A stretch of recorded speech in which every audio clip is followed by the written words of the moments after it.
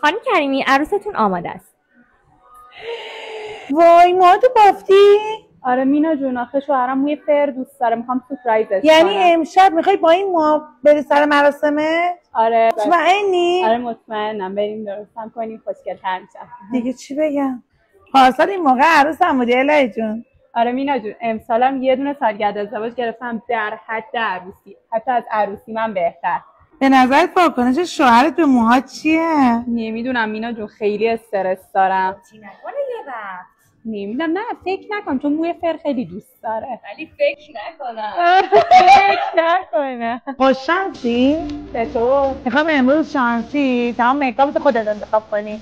فکر کنم خوششانس شدم. انتخاب کن. باله. رنگ میکاپت آره.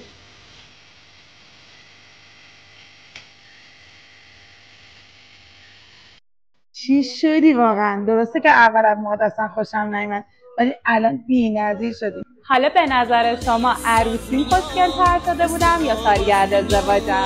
من برای تو میخونم عاشقونه.